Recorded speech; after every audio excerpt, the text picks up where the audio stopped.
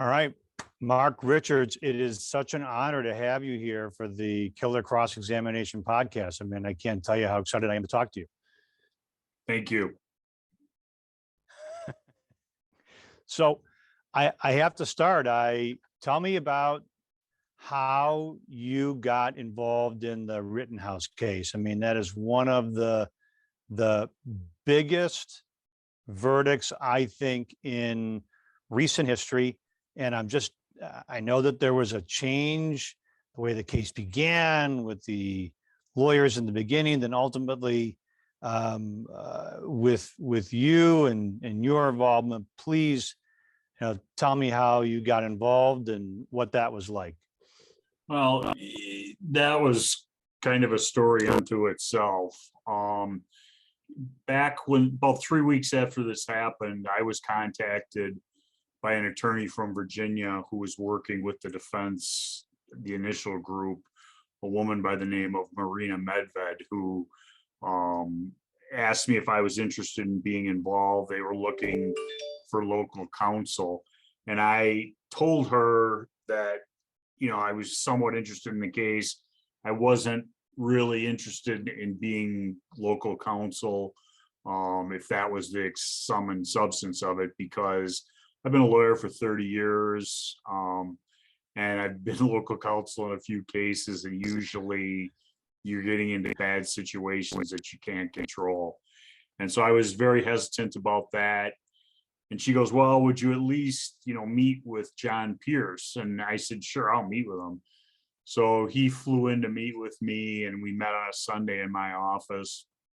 And I talked to him, and, he had been the face of the defense. He'd been on all the Fox, programs, and basically been out there advocating and raising money for Kyle.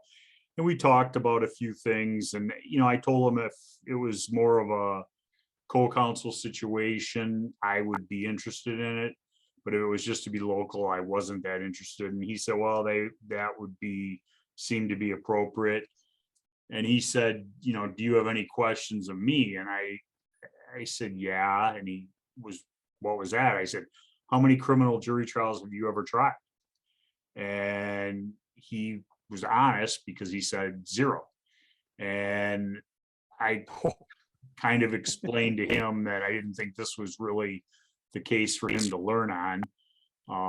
The stakes were too high. And not like a disorderly conduct or not Right. like a disorderly or it's not No. like the kind of case you would say, here, go, whatever happens, the judge is going to give you no pressure, right? Right. So no, there was definitely going to be pressure. And so at that point we agreed to, work on it. I made it very clear that my politics were different than their politics. They would be considered right wing. I would be considered more center left. And so we began working on it. They wanted to fight the extradition, and that never really made sense to me, but they did. And I stayed out of that. And I began working on what I saw was a substantive defense, because I knew that he was not going to win extradition. He'd be brought back to Wisconsin to face the charges. And I went down, I met with Kyle, we talked, and from that point on, I was one of his lawyers. And then as time went on, I think the family, and when I say family, his mother more so than anybody, began to have doubts about Lynn Wood and John Pierce for separate reasons. I think they felt taken advantage of by John, the way he was billing the foundation and things like that at just exorbitant rates for doing ministerial things. And he lost the extradition hearing, which caused a big problem, even though I knew from day one he was going to lose it. And then Lynn Wood and some of the things he did after the election. And then lo and behold, I was there. And they kind of got forced out. And I then took over the defense, and I explained that if I was going to be doing the defense and be lead counsel, I needed a co-counsel. And that's when I brought in, a professional colleague of mine from Wisconsin, Corey Schroeder. Corey and I have done a lot of cases together over the years. We actually started, he was a prosecutor in Kenosha, and I was at that point a defense lawyer. And we tried a case against one another, and that's how I got to meet him. And so I just, asked to bring him in. The family met with him. They liked him. They trusted him. And my word was good enough. And so it was the two of us and my associate, Natalie Wisco, who was in charge of electronics and all that other kind of stuff. But it was Corey and I who did the trial work. And I that's how I ended watched, up doing it. and you What's guys that? were brilliant. Brilliant. I Thank said you. you guys were brilliant. I thought that and what is one of the things that I wanted to ask is you brought it up, was that your politics were different. It sounds like than perhaps some other people that may have aligned themselves with Kyle Rittenhouse, or who were motivating or pushing the case. But putting all that aside, you were able to do that, and you just were able to do the case. And I think for a lot of people these days, that's difficult, or at least they think it's difficult. Well, and it shouldn't be. The case is the case. And, Right.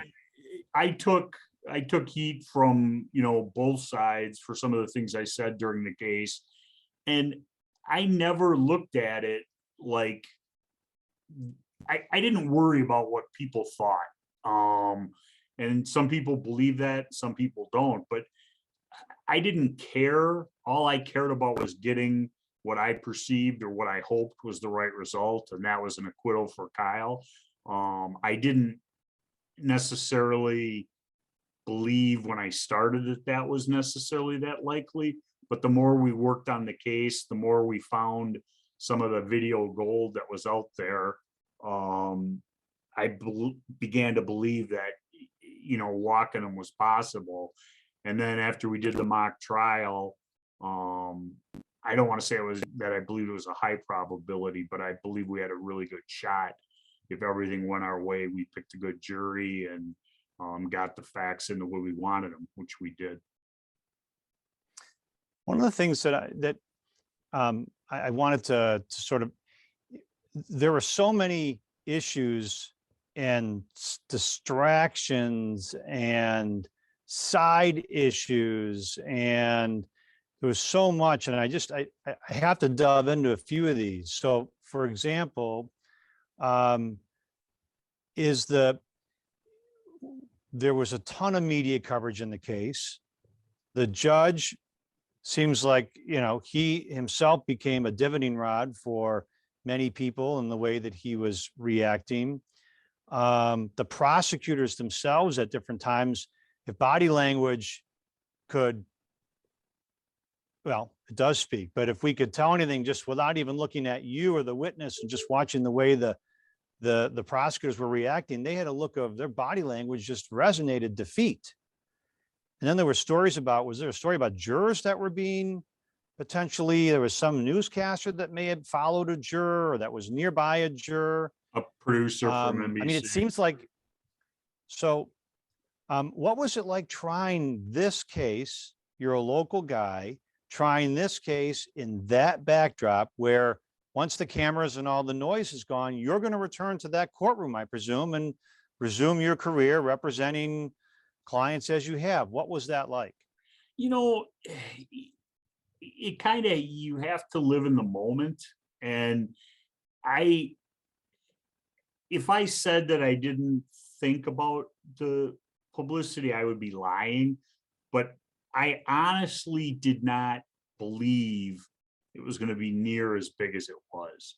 And I figured we're going to be covered, by the Chicago and the Milwaukee markets, and there'd be some inflow and outflow from, the national news organizations.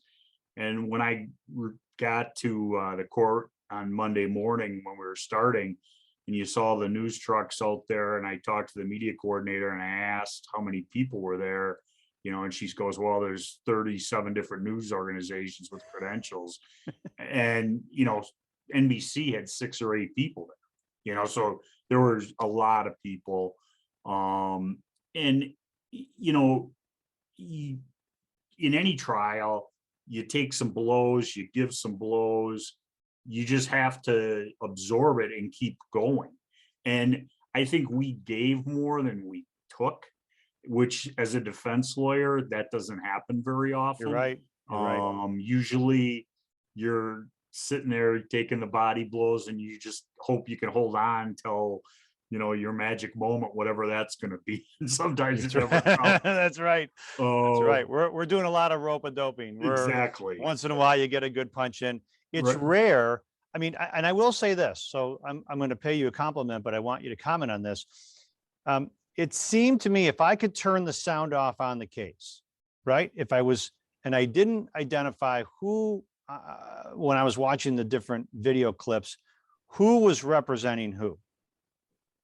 It seemed to me, watching the body language, the posture, the ferocity, the togetherness, it seemed like you and Corey were the plaintiffs, the prosecutors. You seemed like you were I don't want to say predator, because that's maybe not the fair word, but it seemed like you were pursuing more than you were backing up.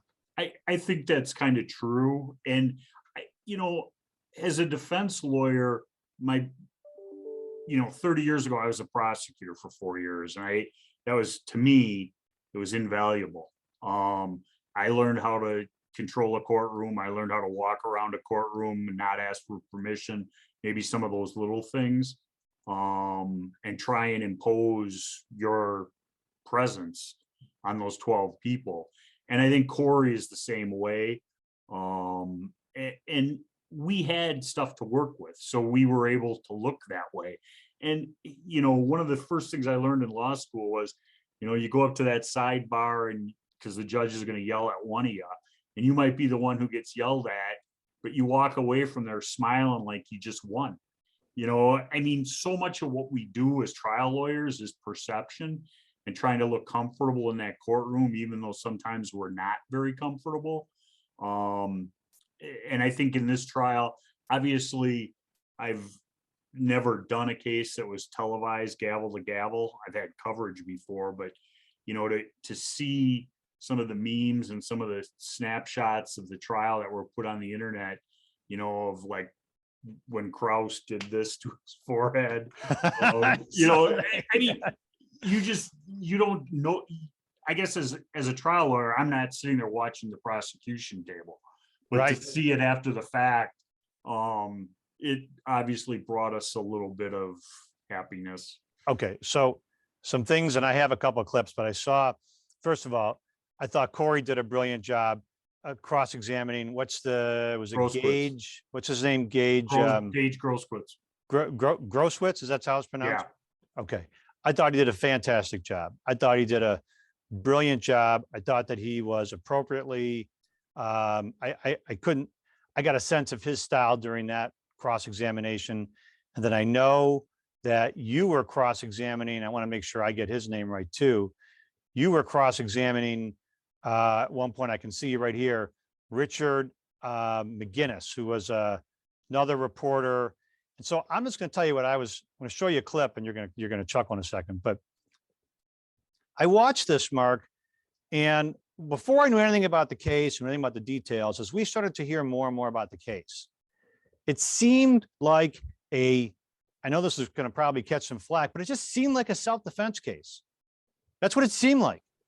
Forget about why someone was there and what they were doing. The reality is that it seemed like, all of our peers were like, it's a self-defense case. I know the people out there that were talking about, no, it shouldn't be. It's a bad kid. He crossed the state line. His mother, gun, police, hat, okay sign.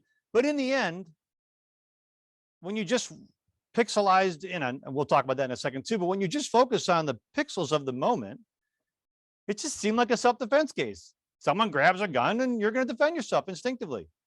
So it was a simple, using the word simple, it was a straightforward case. And that was, one of the differences that myself and Pierce had at the beginning.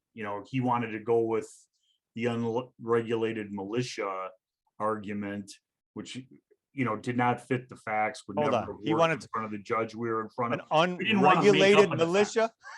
What's that? He wanted to go with the unregulated militia like Yes. that. Yes. All right. And- Well, I'm glad that you didn't. I'm glad that wasn't the defense That because was not. And if it would have been, I wouldn't have been there. I mean, self-defense is one of the self-defense instruction. When people come to me and talk to me as prospective clients, and I was a prosecutor too for about 4 years, and tried some big cases there and have since afterwards. The self-defense instruction is one of the most favorable instructions that we have here in Michigan. I don't know what it's like in Wisconsin. I want you to tell me about that. But it literally says you can be wrong as long as it was honest and reasonable, you can be wrong. And they say you need to view things as the defendant. You got to put yourself as he saw them, which is rare because usually we're asked to think about things from the third person perspective. Right. So you get to argue that golden rule, which you can never argue otherwise. Put yourself there. What would you feel? How would you be as a 17-year-old being chased by a madman? And I thought you guys, and to me, why would you even have to go to an unregulated militia type case, which would only alienate a ton of people and might not even fly? And the judge you're in front of seemed like he might not have put up with any of that kind of. He wouldn't have. He wouldn't have. All right, I got to digress. Tell me about Judge Schroeder, because he seems to have, he certainly captured, even honestly with me, he seemed at times to be really out there. And then at times he seemed to really zero in and make some rulings. And he was accused of being on the defense side or favorable with this and that. So just, he is a judge who is going to do what he thinks is right. He doesn't care what the public thinks. He doesn't care what the voters think. And that can help you as a criminal defendant, or it can really, really hurt you. In this case, everybody goes, oh, he's so pro-defense. He was only pro-defense in the standpoint of prosecutors aren't used to losing. So whenever they lose a ruling, they think that it's somehow somebody's against them. And it's like, no, you didn't have the law on your side. They never, in all of their motions that they filed in that case, I think there was only one pleading that they ever cited a case or a statute. Binger would just file motions. This is what I want, and this is why. Like when he wanted everybody who donated money to Kyle's defense fund, and I'm like, I don't have that information. Get it yourself. Things like that. And, so Schroeder would cut to the chase very quickly. When we wanted to put our self-defense expert on, he limited that a lot, but he said, I find it really ironic that you guys are arguing against this when every time a police officer shoots somebody around here, you've got one, and you cite his information in your reports clearing them. So Judge Schroeder was going to do what Judge Schroeder was going to do. You want to give him the legal arguments and the facts and the authority so that hopefully he goes your way. But, we knew we were going to get a real fair shake when Binger filed that first bond motion to raise the $200,000, $2 million to 2.2 million, and Schroeder just shut him down. And that was one of my favorite hearings ever as a defense lawyer. It was by Zoom. And right, so tell Schroeder, me, let's set the stage. Tell me about the hearing. It was by Zoom. Tell me what was going on and set the stage for us a little bit. This state goes, he didn't give us his accurate address where he's living. And we didn't, because he was the subject of so many death threats. And we had offered to give him that through emails, telephone calls. And he gives us this bullshit about, pardon my French, but about being Wisconsin's an open record, clean government, and it's a public record, and that's what's going to happen. And I'm like, you're just being such an obtuse idiot that I wasn't even going to get into it with him. And so then he, goes through the whole thing. He knew the kid wasn't living at his address in Antioch. And he goes through the facade of sending 2 detectives out there to find him, knowing he's not there. And then he files this bond motion saying he doesn't live at the address. And I'm like, of course he doesn't live at the address. I told you that 4 weeks ago. So we go into this hearing, and Schroeder was really having none of it. He goes, you mean to tell me you prosecute everybody who doesn't update their address? And that kind of knocked Binger for a loop. And then the person who was representing all the victims' families started referring to them as victims, and Schroeder shut her down and said, in my courtroom, we don't do that. They're complaining witnesses. So please, that's when that blew up. And then Binger loses the motion, and he wants to just keep arguing with the judge. And finally the judge goes, that's it, we're done, and just disconnects.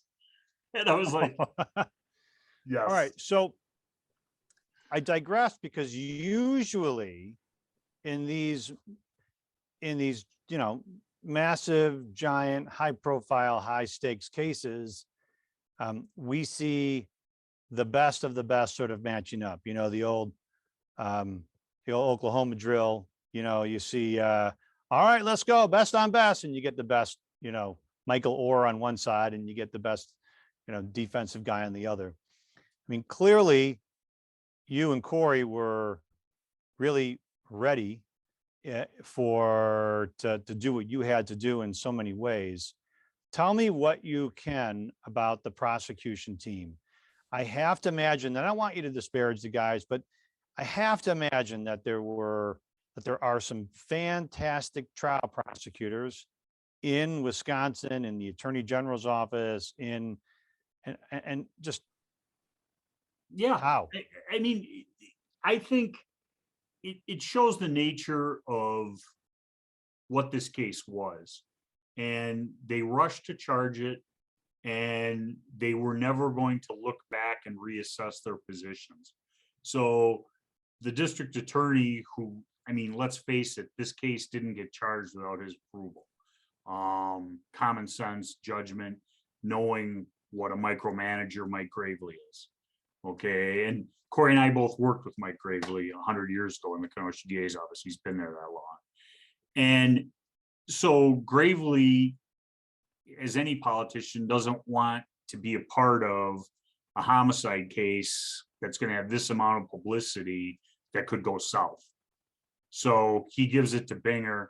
Binger was probably what I would characterize as the only liberal in the office. And, he bought into the liberal dialogue that was going on about him being a white racist and all this other stuff.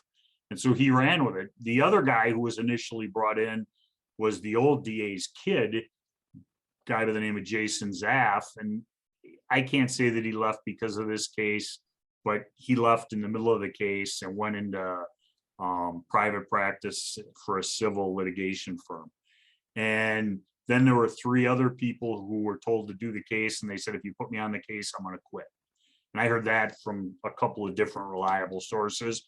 And Jim Krause ended up being the guy who took it with Binger. And are these guys, Mark, that I know I alluded to this a bit before when we were talking about doing the podcast and having you on, but there are good winners, and then there are bad winners. We all know people that are good winners. They win. We get 24 hours to typically celebrate, is what my mentors used to tell me. You get 24 hours to revel in the verdict, Neil, and then, march on. And then same for a loss. There are bad losers, and then there are good losers. My rule is till midnight. You can be happy till midnight, or you can be sad till midnight, and then you got to get back at it, because that's right, because no one else cares the next day. I mean, they care, but they don't. No one else is like, oh, great, Mark, you're awesome. We'll just kind of, and they don't just lay down for you the next day, do they? No. So, right. And everybody maybe is geared up a little bit more because you're the guy that won this case. And so anyway, good winners, bad winners, good, losers, bad losers. I would have to say they were not good losers, and maybe I'm perfect, so I know that I was a good winner. And you didn't spike the ball. So, I got the hell out of the courthouse. You know, yeah, the security had asked me to leave. Did not have my press conference because I had not spoken to the media there because of security. I said, that's fine, I'll leave. I The case got very, very personal. And that's because of some things that we thought that were done regarding evidence that I think were underhanded. And it became more about winning. The stuff with the federal government and the drone and the fixed wing aircraft, a lot of stuff was being, they were playing hide the ball. They're not giving us the full ball. And as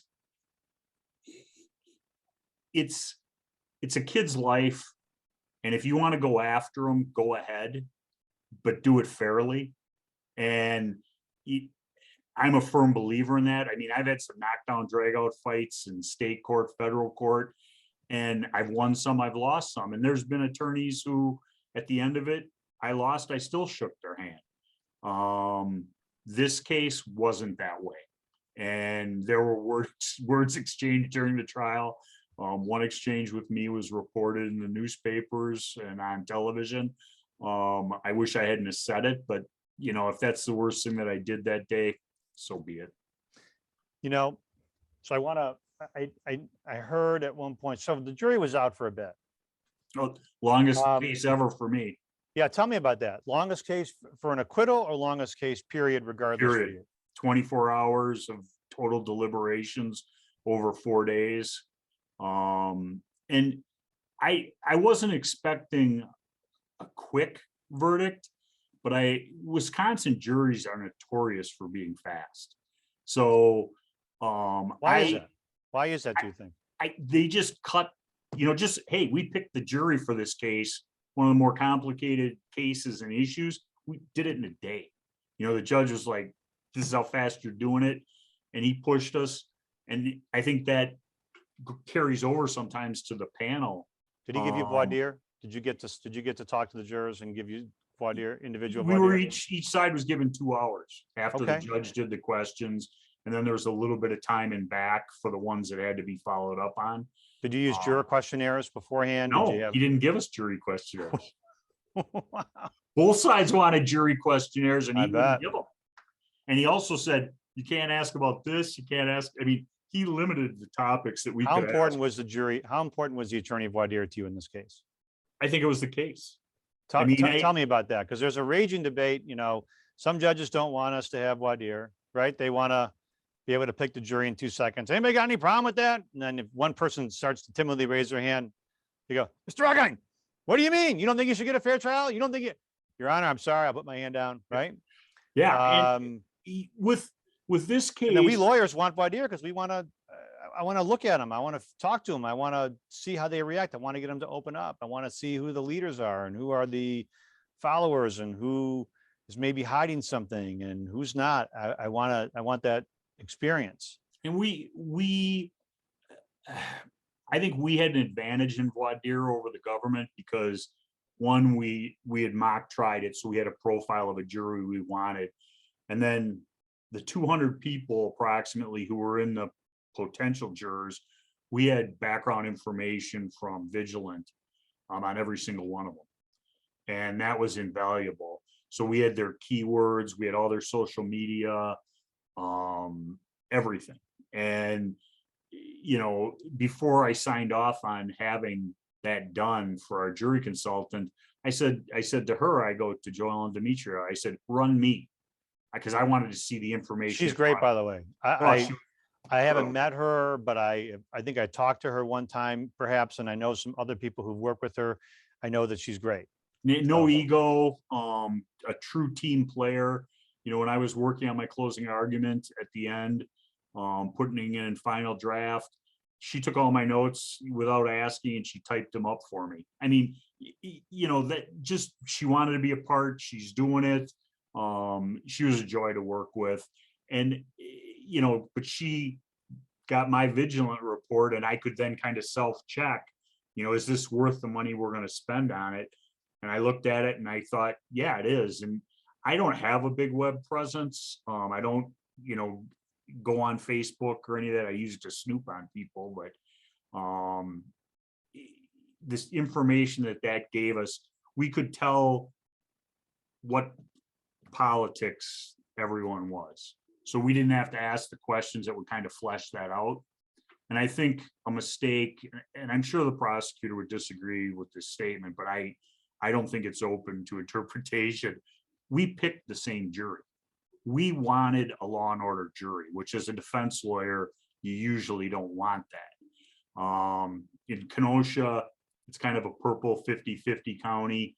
The Republicans are on the west end, the Democrats are on the east end, and I-94 is the dividing line. So we wanted people from the west end, older, whiter conservatives, and that's what we got by striking younger people. And the prosecution was doing the same thing. So they were going for a historically law and order type jury. So we were all striking the same people. We ended up with an old white jury. And Interesting. So I mean, that's so counterintuitive, isn't it? I mean, that really is in a lot of ways counterintuitive. It sort of reminds me of some other great acquittals that I've seen where people ended up in cases where they, of course, what comes to mind is the Simpson case, of course, where, we knew, we had heard, and from various lawyers. I actually did a podcast with F. Lee Bailey. That was amazing. I also ended up doing a podcast with Alan Dershowitz. That was super interesting. And one of the things that was interesting about that was they talked about the jury selection and how they very much had an idea of the jury that they wanted, and that the prosecution had almost in a way was at some points sort of Marcia Clark in some ways had some similar ideas. Oh no, they're good with me. I do well with, and it was just not the case. Yeah. And I, I was an attorney. I'd been a lawyer for about 11 years when OJ went off. And I always said that if they wanted to convict him, all they had to do was say, we're seeking the death penalty. And then they would have got a death qualified jury. They would have picked it in a different location and he would have been convicted in 12 minutes. So that is jury selection. Right. That is, what's going to happen there. And I always said to Corey, I said, the reason I brought you in is you do a good voir dire and you're picking the jury and we'll either win the case or lose it in voir dire. So, so I thought he did a brilliant job cross-examining. I thought you did a brilliant job as well. Tell me Corey's strength in voir dire. What's his strength in the courtroom? If you can identify one or two, what's he really good at? He can get people to talk. And, whenever I'm up there trying to do voir dire, I know I'm too self-conscious. I've gotten better at it over the years, but I just hate it. Give me a federal case where the judge is going to pick it and you're going to look at those people and you do the hocus pocus and I'll take him and her. I'll do that 100 times rather than going in state court. And, as a prosecutor, once I spent 6 days doing individual voir dire on a homicide case, one-on-one. And it was one of the worst experiences of my life, just talking to all those people. And I like talking. We did that. Yeah, no, I could tell, but okay. So what's your strength? So I see Corey's strength. What's your strength, you think, in the courtroom? I've been told different things. I think I relate very well to a juror from this area. I grew up here. I've been a lawyer for 34 years, but my mom was a school teacher. My dad worked for the Parks Department. Most of the people around here are blue collar or were blue collar before they lost their jobs. And I can relate to that jury and I care about my clients. And I hope that caring comes across in a courtroom, because if the jury knows that you like or respect or are fighting for your client fairly, that brings you very far to where you want to go, I think.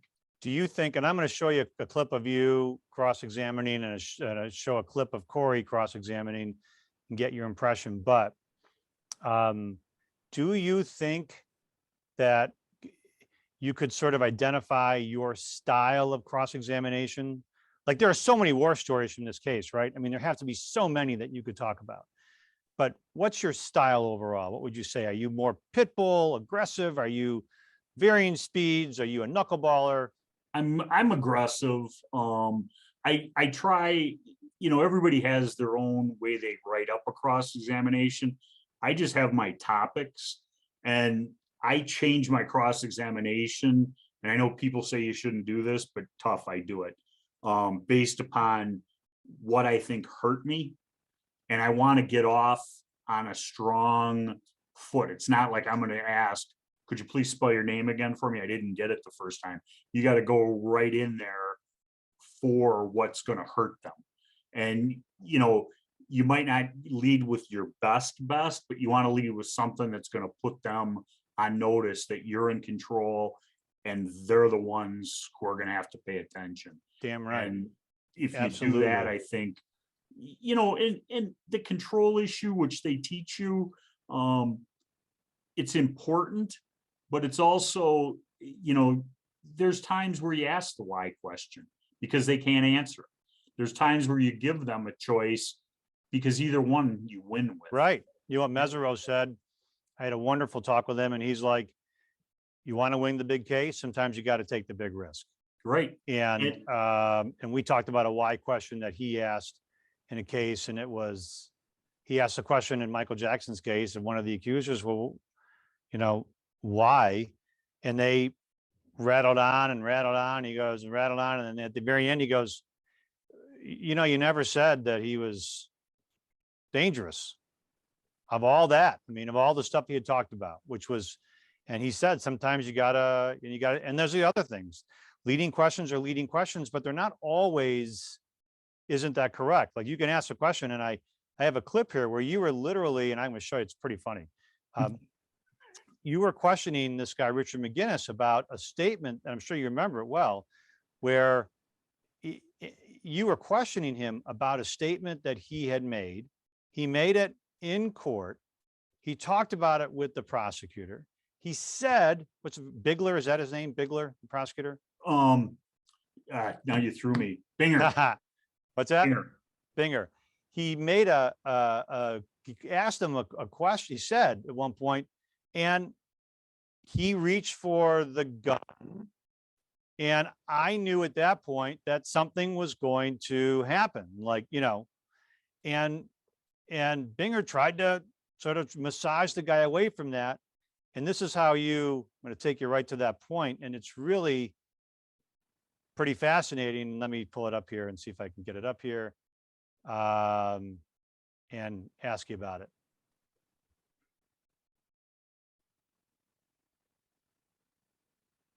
Okay, you recognize that witness there, of course, right? Yes. Who had just been, basically volleyed back by the law enforcement, those people, not the other armed individuals. The rioters didn't like the people with long weapons. Is that a fair statement? The way you That's a fair statement in my perception, yes.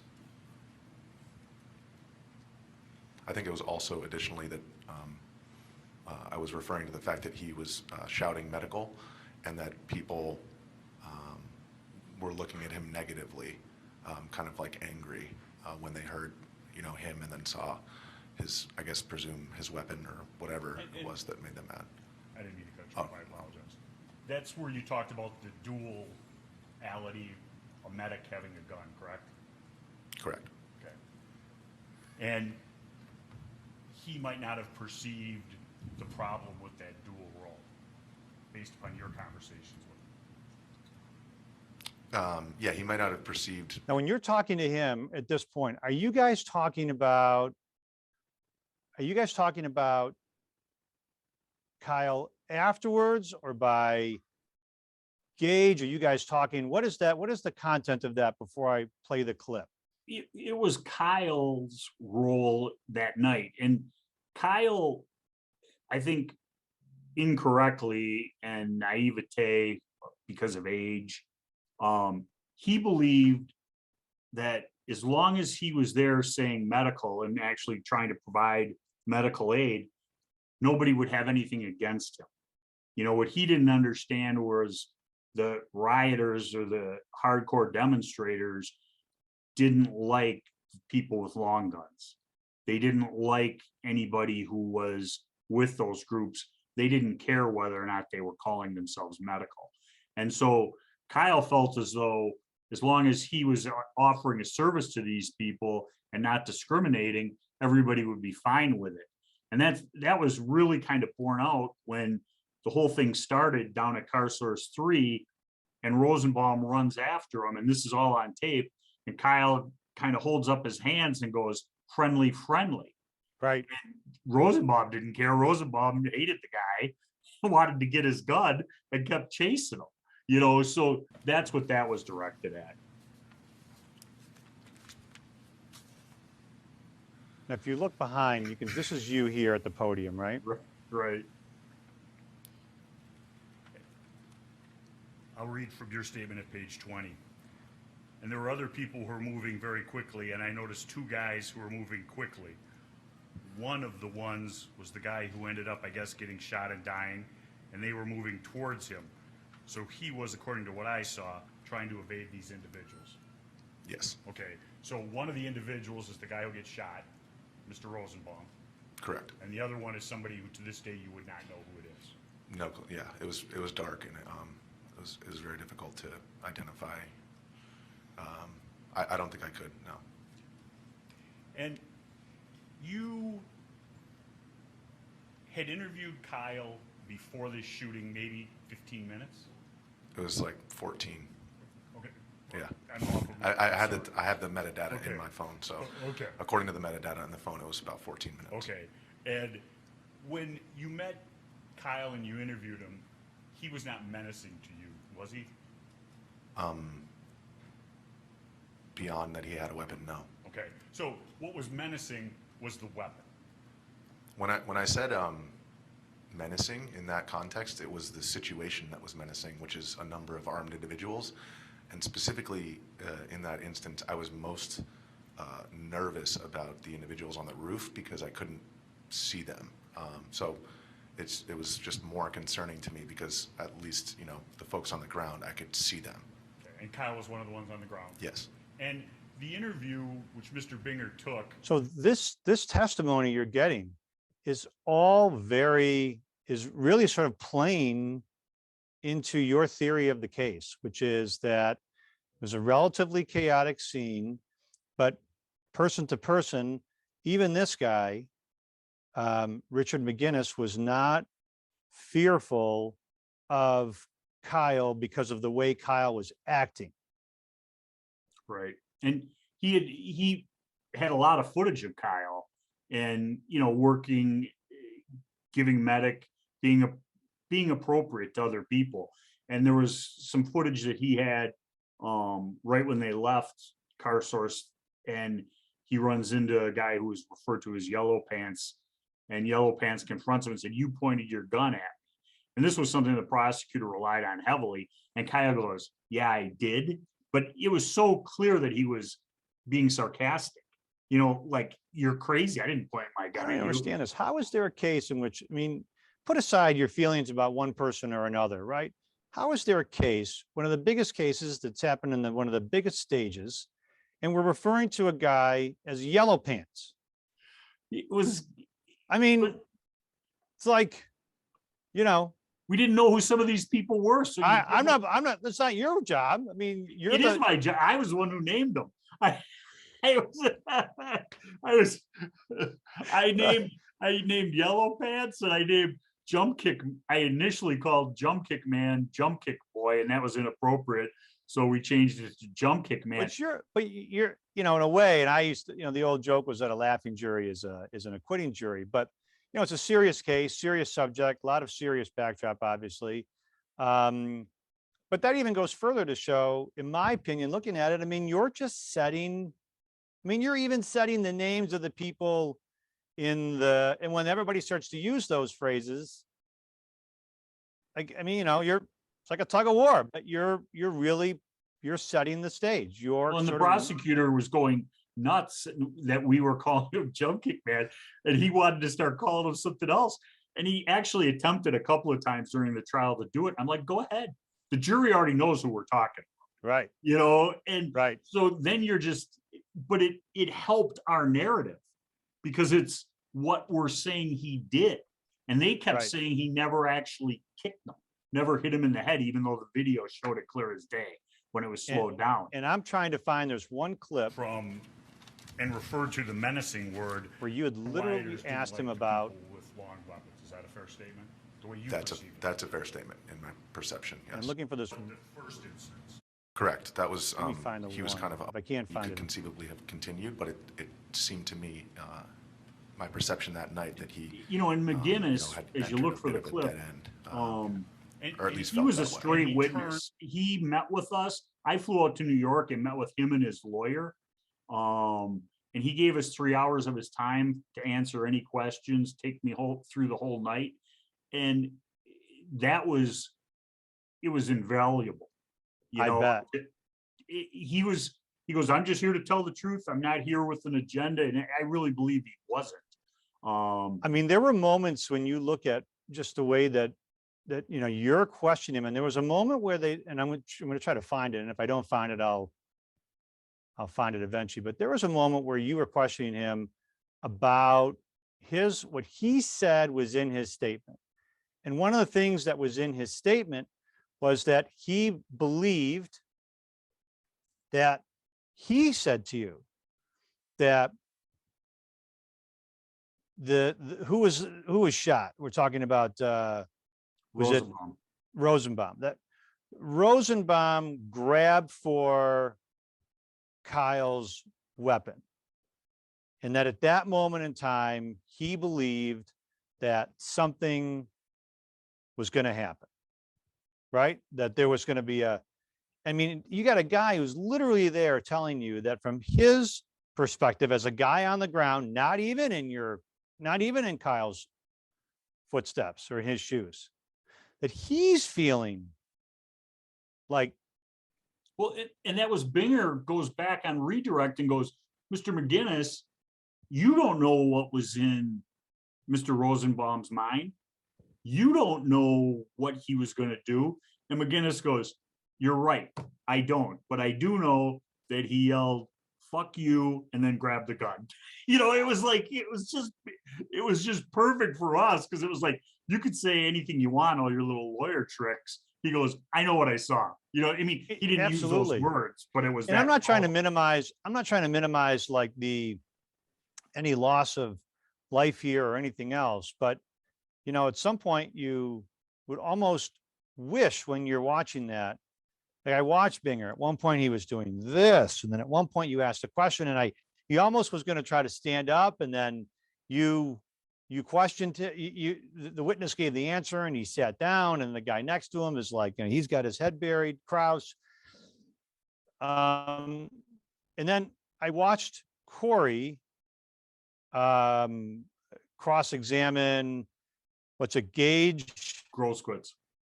Grosskreutz.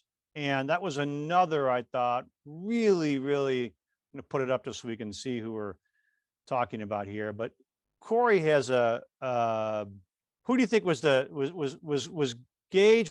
Was he sort of was he the witness that was the one that you guys thought needed to be cracked, I guess, for lack of a better word, the most? Or he was initially, when we divided up everybody, he was my witness. And as we got closer to trial and after we did the mock trial, we kind of came to the conclusion that if we really had to go at Grosskreutz in a mean, kind of very confrontational way, it would be better to have Corey do it, because I was doing our closing. And we just thought that, you know, if he's going to burn some capital, and he ended up, I don't think he burnt any. But if we had to, exactly. he burned zero. Right. But if we had to, it was going to be better for him to do it and have me come back later during closing. I kept watching him do this as he's questioning. You're going to laugh because I remember it. I haven't even put this clip up yet. Here, I'll put it up, and I'm going to put, I'll put at least a picture of the guy up here. We're talking about him. We should get a little FaceTime here. Let me see. Okay. So this is Gage Grosskreutz, right? Right. Okay.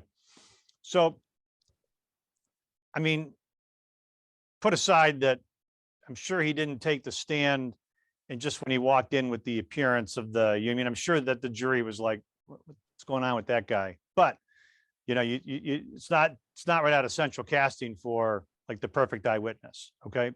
But put that aside for a second, because I'm not judgmental about that. I don't care how anybody looks or anything else. But, you know, as you know, there's a perception when you try a case and you're trying to figure out who do I need to, you know, who do I need to get?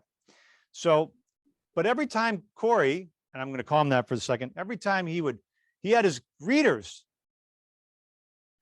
and you know what I'm talking about, right? Yeah. He would look at the podium like this, his readers on, and then he would turn to Grosskreutz with his readers up or in his hand or on his head or in his pocket. And every time I thought that, I thought if I was Grosskreutz, every time I saw Corey with his readers down, I would think, shoot, there's something bad in there that this guy's about to use against me.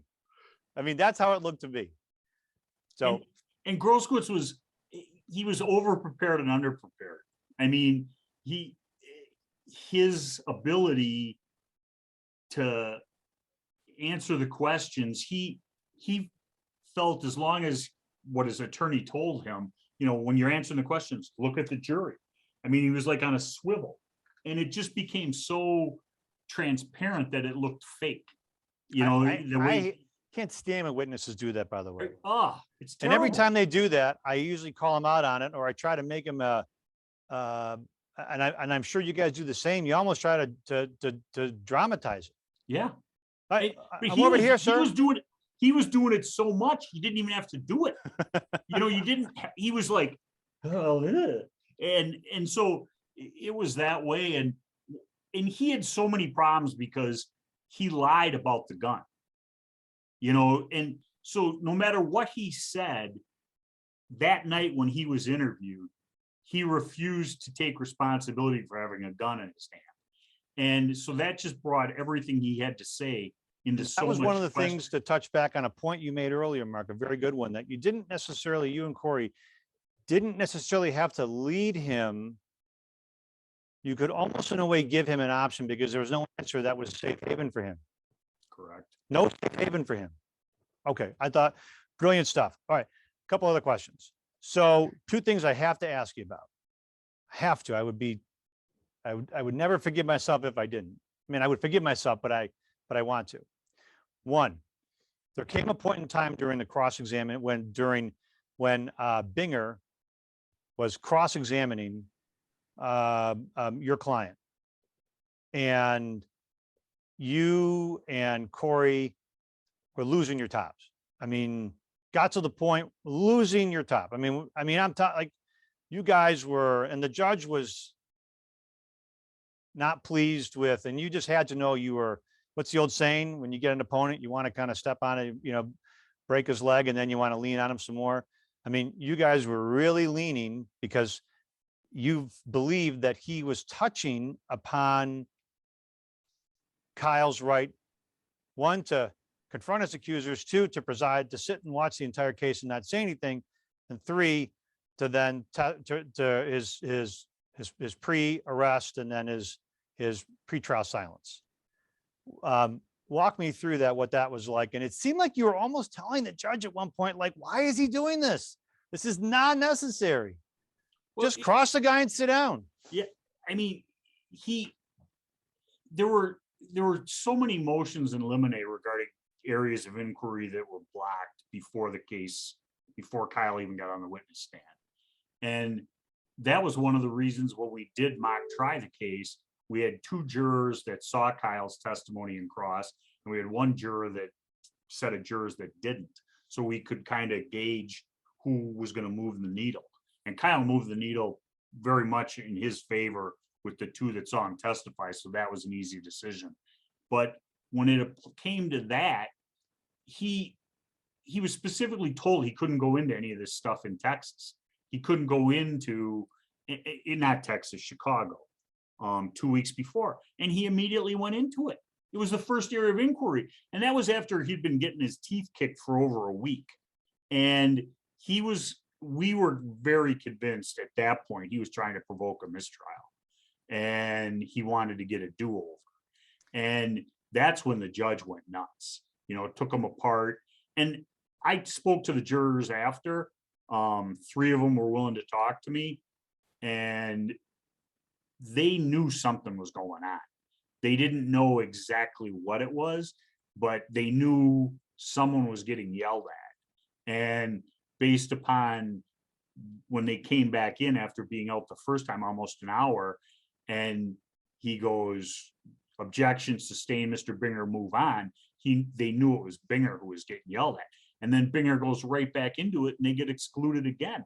And then he made that comment where, didn't he tell the judge, like, well, Judge, he opened the door, which I hate, by the way, like, and the judge just lit him up. I've been guilty of that. It's when it's so clear that they did, but this wasn't an opening of the door. It wasn't even touched on.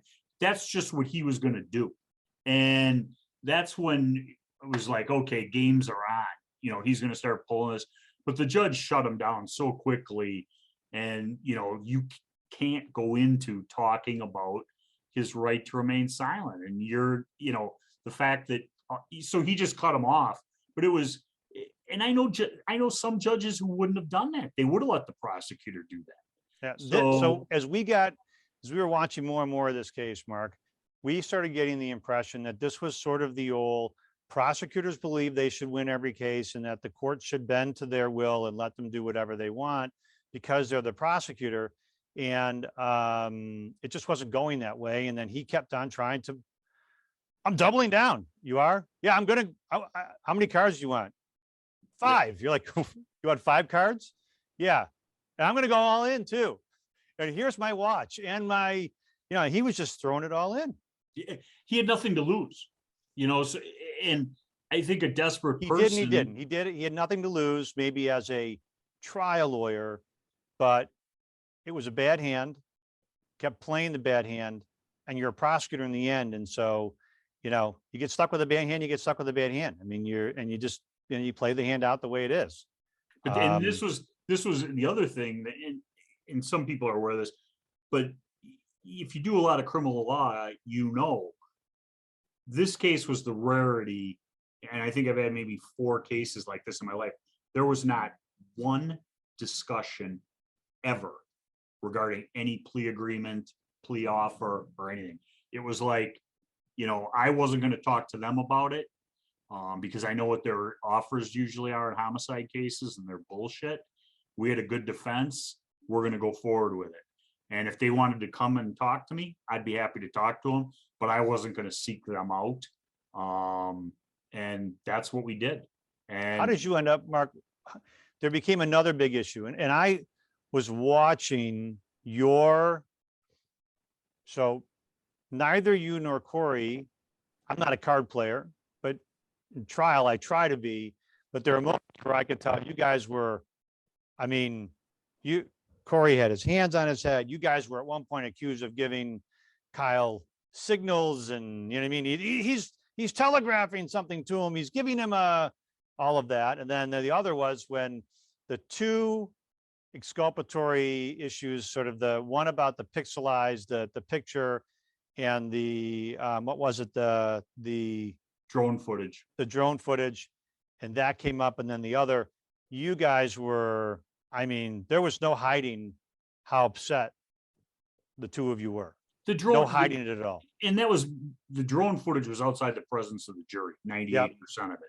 And what happened there was that drone footage, or part of that drone footage, aired on Tucker Carlson like 2 days after the incident. And it was filmed by a company named Urban Air. And the footage on Tucker Carlson started right when Rosenbaum threw the bag at Kyle. It didn't have the beginning incident at the car or the trucks. And so we sent an investigator out to the corporate office, which was a home in Lake Geneva in Urban Air. And the 2 investigators went out there, and the guy who ran Urban Air lied to our investigators and said this wasn't his company, it wasn't his drone, even though they were the only company that had a nighttime permit to fly a fixed drone. And as soon as the investigators were there, they went to the Secretary of State's office and they dissolved the corporation, and all the papers were taken out of the Secretary of State's office. What? Yes. And on the first Friday of the trial, like 10 in the morning, Kraus goes, this anonymous guy just dropped this off to my investigator. And we're like, what is it? It's a zip drive of that drone footage. And it started much earlier than what was on Tucker Carlson. They make us a copy 20 minutes later of that zip drive. So we look at it at lunch and we're like, who cares? There's nothing on here that's visible. Okay.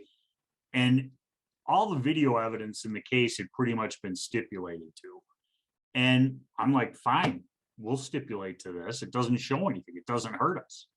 Well, what they had done, Because you believe that it was just a longer footage, longer period of time of the same incident, the entire and it event. was so far and blocked by the street light when the drone went up at the time that was important. You couldn't see anything. Well, somehow that disc that we were given was compressed. So we had 1/3 the data that the state's exhibit had. Okay, so they had this and they were all hot to trot on it, thinking it was great. And they gave us a shitty copy saying it was by accident, which we don't agree with anymore, knowing what had to be done to compress it. But so we don't know. That's a big this. file, right? I mean, What's that? That's a big file. Yeah. And we don't know this until basically everyone is rested and we're having the jury conference without the jury present on Friday, the following Friday, before open closings. And the judge, we're showing the judge this footage on this 4K screen that we had bought for the trial. And Schroeder goes, I can't see anything here. I don't know what you guys are talking about, which is what our position was. And Binger looks at it and says to Kraus, and I'm standing right next to him, he goes, this isn't the good footage. Get the good footage from our computer. And I go, what do you mean good footage? And then he like zips his lip. And they come in here, they switch the computers out, they put this on, and now you can see what they're talking about. And that's the picture that they had the guy at the crime lab enhance, for 24 hours and basically manufacture a photo. So that's where that whole fight came from. And that was then we made a move for a mistrial based on that to protect Kyle. And we were all, just so you know, so what we get a lot of people who watch who follow the podcast for a variety of different reasons. Some probably to, put up with me, some to hear our discussion, some for the war stories, some for the cross stories.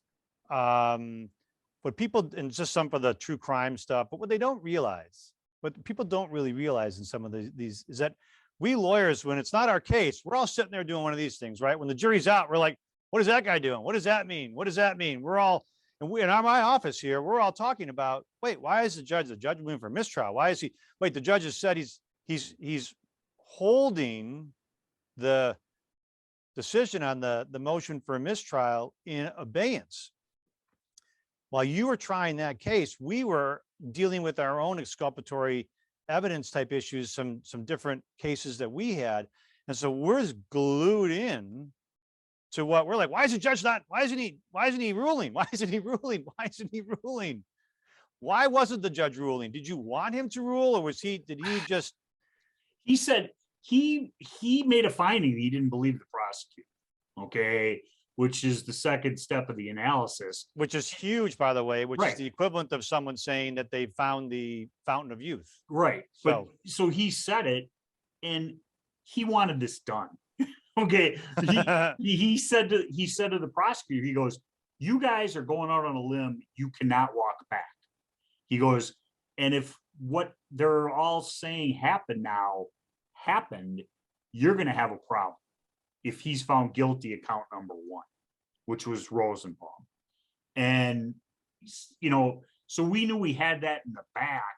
We had lined up a couple of experts and we're getting ready for a post-judgment motion if we had to have it. But he was acquitted and we didn't need to. Mark, to your credit, there are other lawyers since then. So I've examined some different video, audio guys, and we've dealt with those in a variety of different contexts.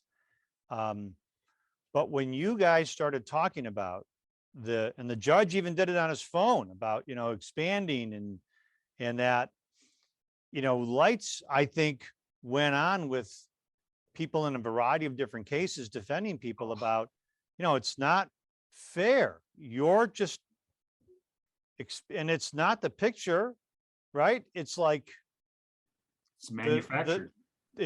And I was like, wow, okay, that argument really resonated. And I've seen it now in a couple of other cases since then. I think it's going to be continuing to resonate because there's only so many pixels in a picture, right? There's only if it's got 4 pixels, that's it. If you try to expand it, it's either going to be really blurry or the computer program is going to begin to read it and try to fill in the blank. And what they did in that case, I mean, they misled the jury in this way. They asked, the Wisconsin Crime Lab is certified. In the broader sense, yes. Is the photography reproduction department certified? We now know this. No, it's not. They used a program called Amped, I believe it was, to do the extrapolations and interpolations with it. And, until the guy testifies, we don't know what programs he's using. So we're doing research on the fly. And in this case, you've got 100,000 people doing research for you outside the courtroom, and they're blowing up my phone. But, they sent me screenshots where it said, on their website, AMP says, this program is not to be used for forensic evidence. That's the, it's like, what more do you need to say? I remember a case where we had something very similar. It was on a vial and there were all these instructions and they were coming in saying, this is a test positive for this. And then you go do the research and it says, by the way, do not use this for forensic evidence to prove someone's, to prove a fact in question in a case. And we were like, but they're doing it. I mean, we would never get away with that. You know what happened if you did that? If you did that, Mark, or if Corey did that, you came in and, oh, you want the good version? Oh, here, they would clear that courtroom out. I would never even think of doing. I understand, but anyway. Yeah. Look, so last question. Just give me when did you have the 4-person or the 4-woman foreman 4-person picked out correctly? Did you have that person identified correctly? Yes and no. I said the 4-person is going to be this person, okay. And I picked a guy, and he was graduated in engineering from Caltech, very professional, always wore a coat and a tie, 72-ish kind of guy. And he was actually sitting in the chair that always ends up being the 4-person's chair when they walk in and they walk out. So I thought I had it pretty well pegged. And he was one of the jurors who talked to me. And I said to him, I go, you were my pick to be 4-person. You kind of let me down. And he goes, well, you don't know how close you were to being right. I said, what happened? And he goes, well, we went back there and somebody said, does anybody want to be 4-person? And I raised my hand and the other juror raised their hand. And so then they said, well, now what do we do? And they said, well, vote. And Don said, he goes, why don't we not vote? Why don't we just flip a coin? And she goes, that sounds like a good idea. Then there's no personal capital put into it. And he lost the coin flip, so he was not the 4-person. But the way the jurors deliberated, they were first deliberating on the Rosenbaum count with McGinnis. They couldn't reach a consensus on that. They were 9-3 for acquittal. And they're like, okay, let's skip that and move on. They went on and they did Huber, the guy with the skateboard, and they took about 3 hours and they acquitted on him and Jump Kick Man. Then they did Gage Grosskreutz, and he was about another 2 or 3 hours. They acquitted on him very quickly. And then they went back to the Rosenbaum count. And on Thursday night, they were still 9-3. And that's when there were rumblings, word was coming out that they might be hung on 1 or 2 counts. And what the jurors decided was that the 3 individuals who were more for guilty on count 1 were going to do a presentation first thing in the morning.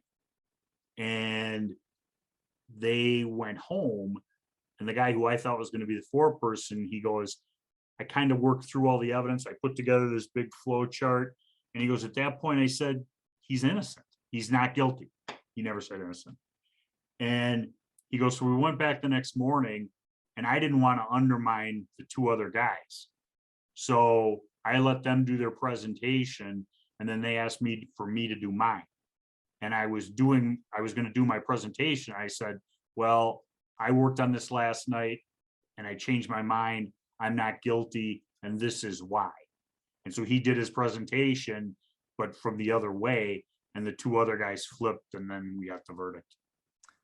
When the verdict came in, so what was your, I mean, obviously you were elated, you believed in your case. You believed not only in your case, but you believed that there were things happening in the courtroom that shouldn't take place in a courtroom. And that adds some, that does put, doesn't it? It does put another, some more skin in the game at that point. Yeah. Because, you know, it's like, if you're going to, okay, you're going to win, but don't win. Now you really want to, like, you know what I mean? Like you guys are turning, and you know how things go. Once if a prosecutor wins and the case is on appeal and the prosecutor wins, almost, you know how hard it is to get a case overturned. Appeals are for losers. Dan Webb says, he's like, you know, because I don't care what you say about a trial. Everybody walks away thinking moral victory, moral victory, moral victory. Yeah, I get it. You tried hard, you did a good job, but you lost. That's my, hey, if you're, you lost. That's what it is. Who the hell cares? So we can learn from a loss, but it's a loss. There's no moral victory, moral victory. So last thing, when the verdict came in and the jury started reading off the verdicts, were you confident that they was an acquittal off the board? Or did you think at some point that they might have a hanger and either hang on something, or he might get convicted on some count? We knew that they had verdicts on all the counts. So when we came in, we knew that. Obviously, we didn't know what they were. And the whole way we thought about the case from the beginning was count 1 was our hardest count. I didn't necessarily think that so much, but as the representation went on, I began to agree with everybody else. So once we heard count 1 was not guilty, which was obviously the first one read, I felt very good, but I didn't let my guard down until they were all read. And if I said walking in there, I knew what was going to happen, I'd be lying through my teeth. I tell people this and nobody believes this, but every jury I've ever tried, when I walk in there to get the verdict, I think I lost. I mean, I'm a defeatist that way. Something little went wrong and there's nothing you can do about it at that point. And so you start to think you lost or you're going to lose, you blew it for your client. Luckily, I'm wrong about that more than I'm right. But it still is such an uncomfortable time. And you know that if anybody who's ever taken a verdict, it's. You kidding me? One of the biggest verdicts, one of the biggest cases of my career. I sat there and I was convinced that juror number 8 kept the whole trial. At one point, I got to a point where I started to cry. Like in my closing, I'm doing this, Mark. I'm like, no other, I'm not talking to any other juror now. I'm just trying to get like some kind of eye contact going. I sit down and I looked and I said, 11-1. She's never going our way, ever, ever, ever, ever. And then I thought, oh my God, the jury's out for longer. I thought, and it turns out that she was our strongest juror. And the reason that she was like that was she was taking things so seriously. She never wanted to ever look like she was leaning one way or the other. So she was stoic the whole trial, which I thought was fascinating. And we had a juror like that. We had a juror like that also, that she was between her and another person was our last strike. And I said, leave her to Corey, and we did. And when Rosenbaum's girlfriend was testifying, this woman was crying.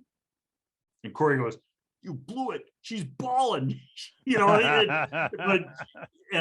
she was one of the ones we talked to after, and she was rock solid on our side.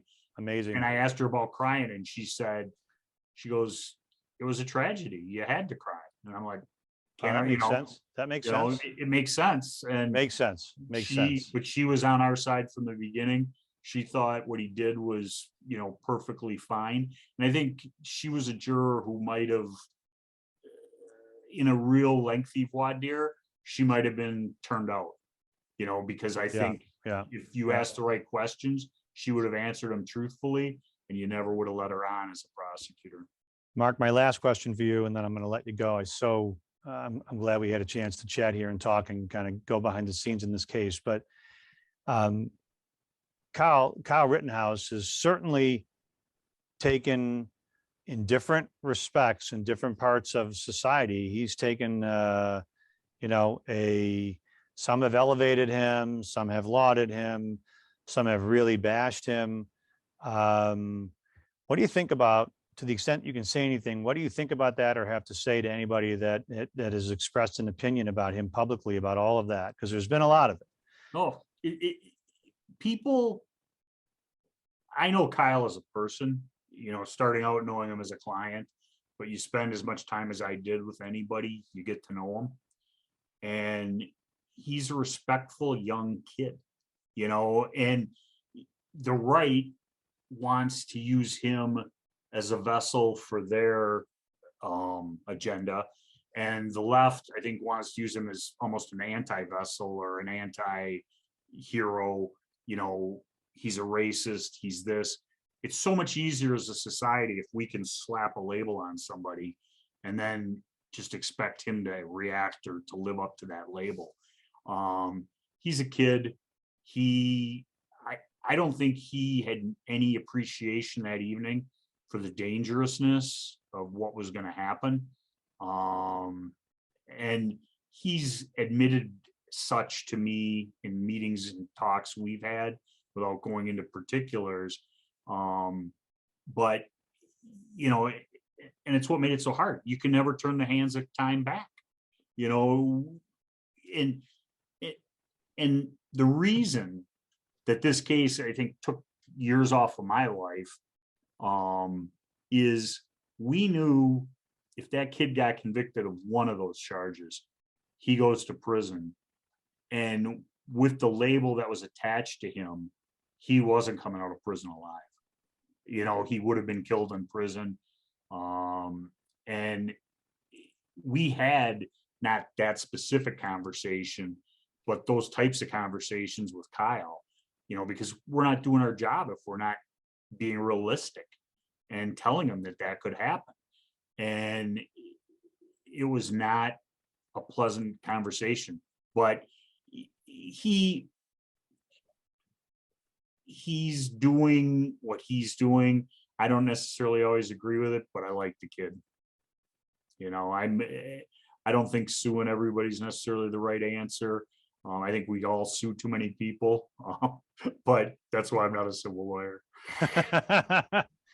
Mark, I know it was great to talk to you. You've given me a ton of time.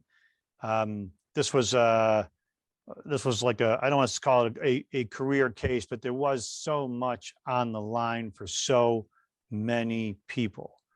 And I think in a lot of ways, some of the things that you shared with me, if I can just make one observation, I think you and Corey I haven't met Corey, but you and I have, I'm listening to you and I can tell you that you're a testament to what criminal defense lawyer is supposed to be like.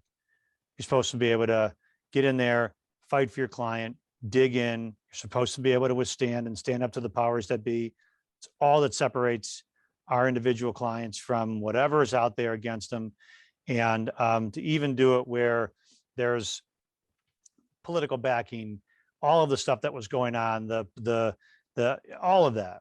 I mean, what a victory and what an acquittal. I just, I am impressed, and hopefully I'll have a chance to chat with you about another case or another circumstance, or even circle back and, have a glass of water with you, or whatever it is that your favorite libation is. But in the meantime, I just want to say from all of us criminal defense lawyers to you, and I know putting aside what we think about all the political issues, your job is to go in there and do one thing. Your job is to go in there and win. And you won fair and square. And I appreciate it. So Thank you for your time. I very much appreciate you coming on the podcast. When Everyone, that's Mark Richards, Killer Cross-Examination Podcast. God, I mean, one of the biggest not guilty verdicts in history. I can't say it enough. So, Mark, thank you so much. Thank you. I enjoyed it.